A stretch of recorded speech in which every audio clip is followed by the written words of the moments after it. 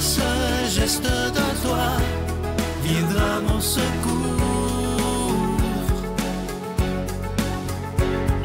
Viens semer dans mon âme le grain de l'amour.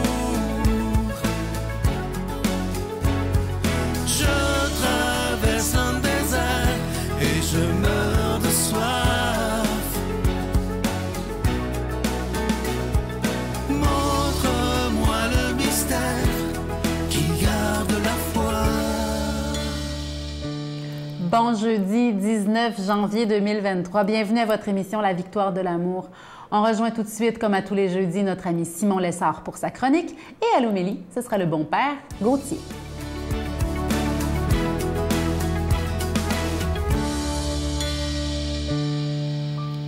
Bonjour tout le monde. Alors, dans notre série de chroniques sur les vertus, c'est 7 super pouvoirs pour réussir sa vie. J'en suis à la 4e vertu humaine, vertu cardinale, qu'on appelle la tempérance. Un mot qu'on n'entend plus beaucoup aujourd'hui, qui peut même sonner péjoratif peut-être aux oreilles de certains.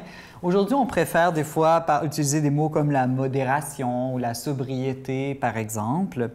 Mais la tempérance, qu'est-ce que c'est? C'est vraiment cette vertu morale qui nous aide à modérer l'attrait des plaisirs en nous, trouver un équilibre dans l'usage des bonnes choses que Dieu a créées et qui sont tous mis à notre disposition.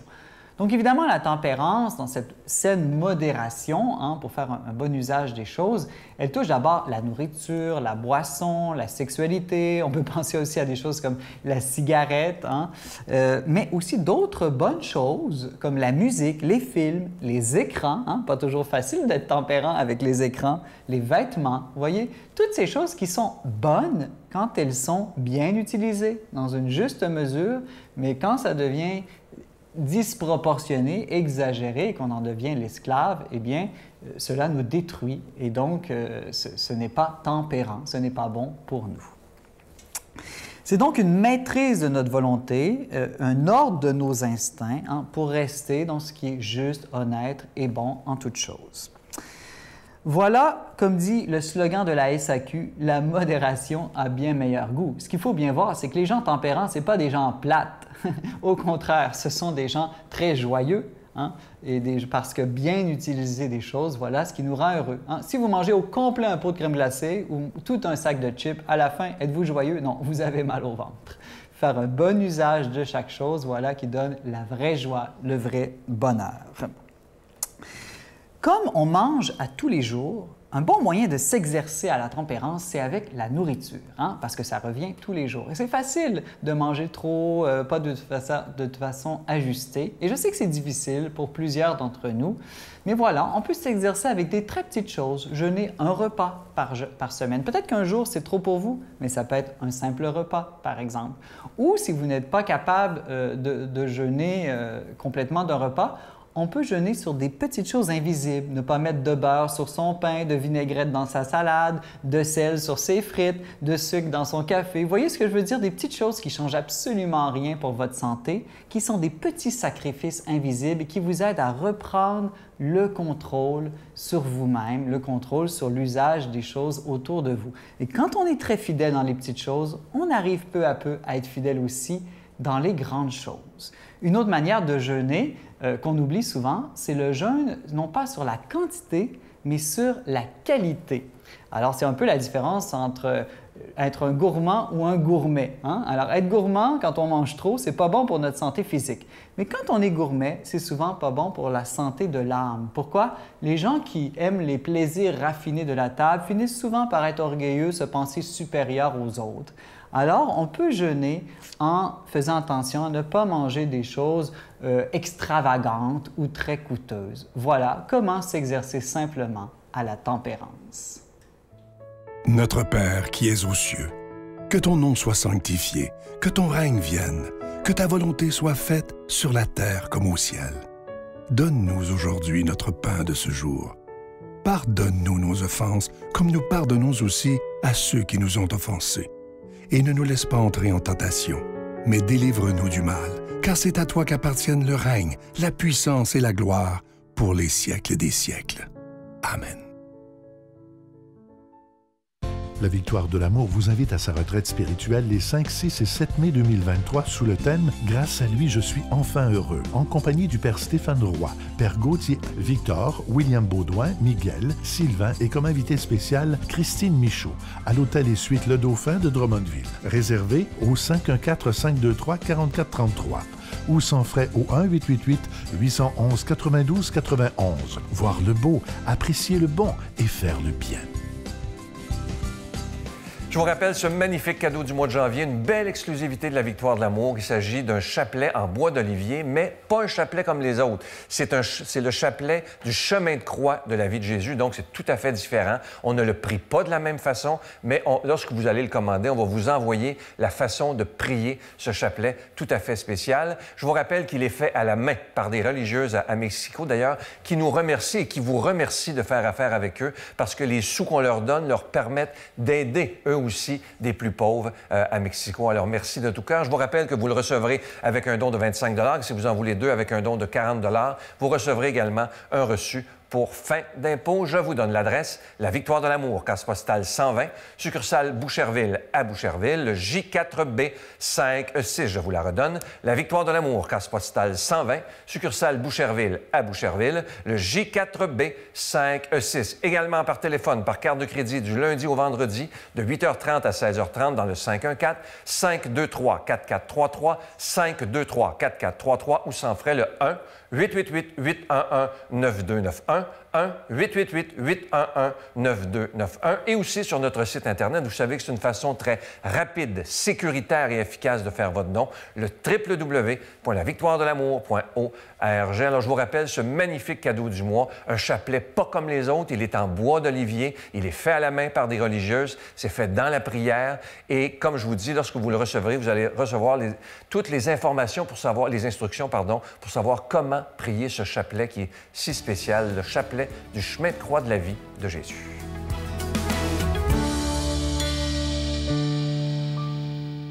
Mon Dieu, donnez-moi la sérénité d'accepter les choses que je ne peux changer, le courage de changer les choses que je peux et la sagesse d'en connaître la différence. Amen.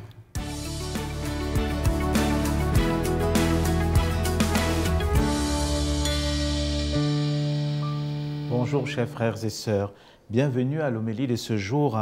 Le texte qui nous est proposé, c'est l'Évangile de Jésus-Christ selon saint Marc, au chapitre 3, versets 7 à 12. Jésus se retira avec ses disciples au bord de la mer.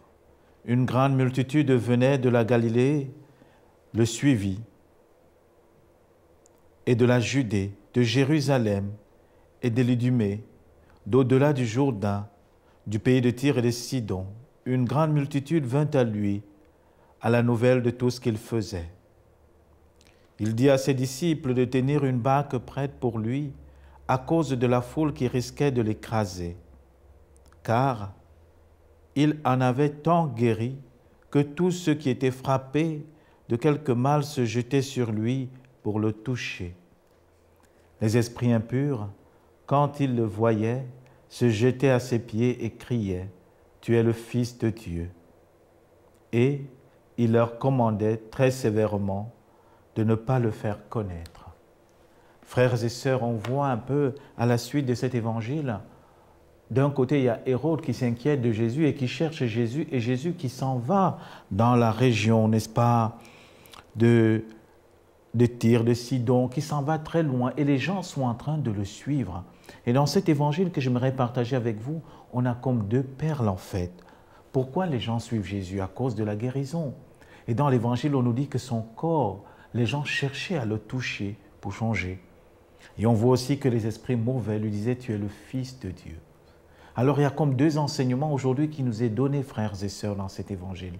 Le corps du Christ est une source de guérison incroyable pour nous.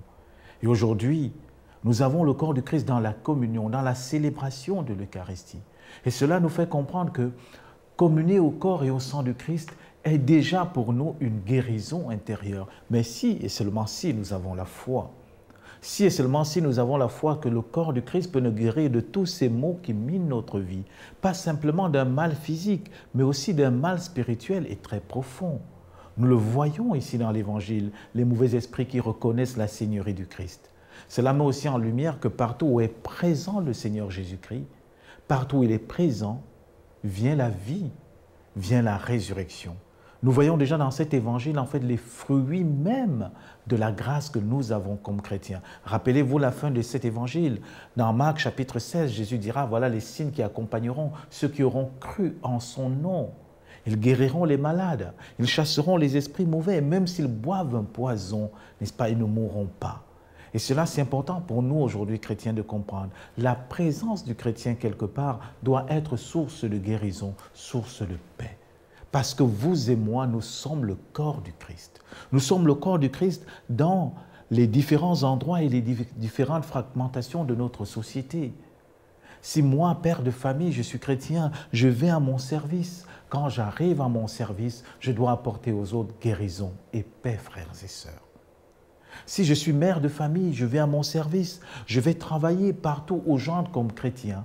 Il faut que j'apporte aux autres la guérison et la paix. Parce que vous et moi, nous sommes des Christophores, des gens qui portons le Christ aux autres. Et c'est ce que cet évangile veut nous révéler. Nous portons le Christ aux autres, pourquoi? Parce que nous commençons d'abord par l'accueillir. Et c'est là, en fait, le cœur de cet évangile. Je ne peux être source de guérison pour d'autres au nom de Jésus-Christ si moi-même, Jésus a été source de guérison dans ma vie. Si moi, je l'ai accueilli. Si moi, je l'ai accueilli dans ma famille, dans mon lieu de service, dans mon lieu de travail. Si j'ai accueilli la victoire du Christ dans les difficultés de ma vie. Alors, la grande question que j'aimerais vous poser aujourd'hui, frères et sœurs, quelle est cette maladie, quelle est cette difficulté dans ta vie dont tu as besoin de toucher le Christ pour guérir? Quelle est la situation difficile que tu vis dans ta famille, même dans ta vocation comme prêtre, ou encore dans ton travail où tu te dis « Seigneur Jésus-Christ, j'ai envie de te toucher pour que j'aie la vie en ce moment-là ». Alors aujourd'hui, frères et sœurs, n'hésitons pas, présentons ces situations au Seigneur. Ça peut être une crise familiale, ça peut être une maladie, ça peut être aussi un problème financier, ça peut même être une difficulté dans un couple, frères et sœurs. Pourquoi pas? Pourquoi pas, comme deux époux, dire au Seigneur Jésus-Christ, « Seigneur, nous voulons te toucher. Nous voulons te toucher pour que notre famille aille bien, pour que notre couple aille bien. » Ça peut aussi être question de dépendance, dépendance à la drogue, dépendance aux jeux, une addiction aux jeux, une addiction à Internet, à la pornographie. Alors, frères et sœurs, aujourd'hui, le Seigneur nous dit, « N'ayez pas peur. » Venons le toucher pour guérir. Venons mettre le Christ au centre de notre vie pour trouver la vie en plénitude. Alors aujourd'hui, que le Seigneur vous bénisse, qu'il vous protège et vous garde.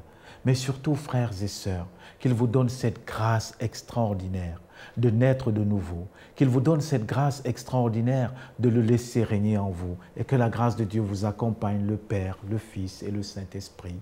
Amen. Je vous salue Marie, pleine de grâce. Le Seigneur est avec vous. Vous êtes bénie entre toutes les femmes, et Jésus, le fruit de vos entrailles, est béni.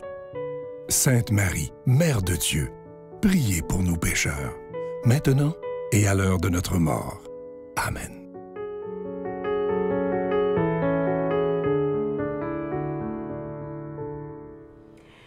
Dernièrement, je me faisais la réflexion que c'est bien de formuler nos demandes au Seigneur, de lui parler dans la prière, c'est parfait, c'est ça qu'on veut. Mais avant toute chose, c'est important d'appartenir à Dieu, d'être dans sa bénédiction, dans sa grâce, de commencer notre mouvement de connexion en nous offrant nous-mêmes, tels que nous sommes. C'est si simple, mais si puissant comme démarche. Commencer notre journée, commencer notre prière par être là et s'offrir tel que nous sommes. Bonne journée. Pour moi, c'est vraiment un modèle d'espoir, de possibilité, de pureté, de détachement, de compassion, d'amour, d'empathie, d'inclusion. Grâce à lui, enfin, je suis heureux. Il a toute ma confiance et tout va mieux. Grâce à lui, grâce à lui.